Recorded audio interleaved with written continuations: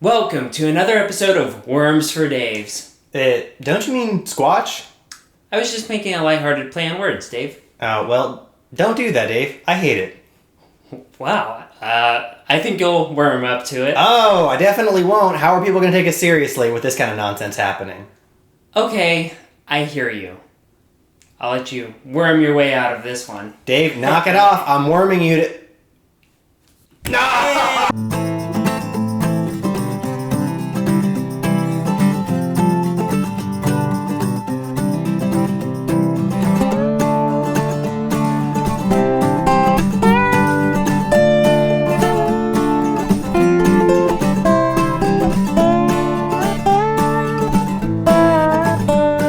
Today we're unearthing the chilling story of the Mongolian Death Worm. What is it, and can it kill you? Now, the Mongolian Death Worm, which is known locally as the old guy, olifine, elephant, hold on. Olagai kokiri, or intestine worm, which is what I'm calling it from now on, has long challenged the fortitude of those who've had the guts to venture into the very depths and bowels of the Mongolian Are you going to be okay? Yeah, I had a bad experience with a worm once, and it's okay. I've prepared for... Nope.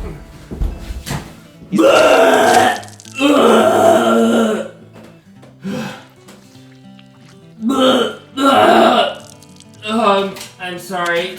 I got it all over your rug.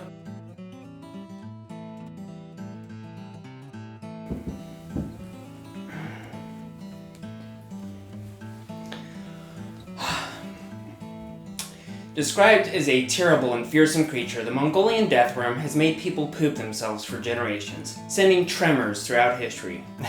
Just like your worm, yeah? No, Uh-oh.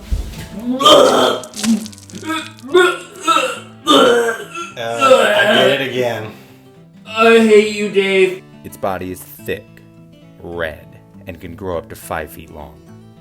It's said to have the power to kill a person or animal instantly with its venomous breath and electric shock. Like a basilisk. Yeah, exactly. Except not at all, because the thing about basilisks that you need to know... Encounters with a death worm are often deadly, as the name would imply, though we don't really have any corpse evidence as of yet to support this theory, since Mongolian death worms are able to burrow through the sand, disappearing and reappearing in the blink of an eye, likely leaving any bodies pre-buried. How thoughtful. Its ability to disappear and then reappear in another place is kind of like a Bigfoot, though less Stargate and more Dune. The origins of the Mongolian death worm date back centuries, with the creature being deeply burrowed into Mongolian folklore and mythology. However, scientists say preposterous things like, oh, it's likely a blend of real animals, or it's elusive, kind of like a cryptid. Yeah, that old chestnut, yep. Or, your parents are like, wait, you got into how much student debt for how many years to study what now? Yeah, oh, hey, we've all been there, bro. My adopted parents, when I told them I was going to study Sasquatchology, they were like, okay, well, Dave, have fun with that. We're just going to go ahead and write you out of the will, give your inheritance to the dog, and just basically write you off entirely since you're never going to give us any grandkids. Like, oh, that's, a cool and normal thing to say to your child. But you gave them grandkids. Ooh, well, not that I acknowledge. In multiple countries, too. While there's no concrete evidence of the Mongolian death worm, it is important to keep in mind that many cryptic legends are born from a mix of cultural beliefs, fear, and what modern medical science would refer to as an altered brain state resulting from psychedelics or undercooked meat. Some researchers have attempted to investigate the claims of the Mongolian death worm.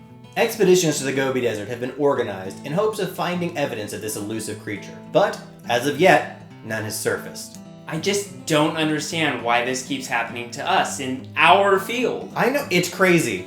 It's almost statistically impossible. Because it's a cover-up.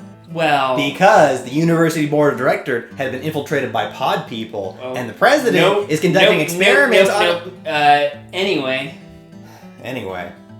The Mongolian death worm continues to be an item of fascination in both the cryptozoology scene and pop culture circles. My favorite example of this is its integration into the heavy metal scene. Have you joined the Crypt Evangelist scene yet? Mm-mm. They make a compelling reason for why death worms are actually divine beings. Get thee behind me, David! I only consider big feats divine. Legends like the Mongolian Death Worm remind us of the power of storytelling in shaping cultures and communities. So whether it's real or not, they do give us a glimpse into the human psyche. Indeed, some say the Mongolian Death Worm serves as a reminder of the age-old human impulse to explain the unexplainable and rationalize the fear of the unknown through storytelling. But we at the university know better. Yeah, because if death worms aren't real, what's real? Well, that wraps up this week's episode and our exploration of the Mongolian Death Worm. No, I mean, like, what's real?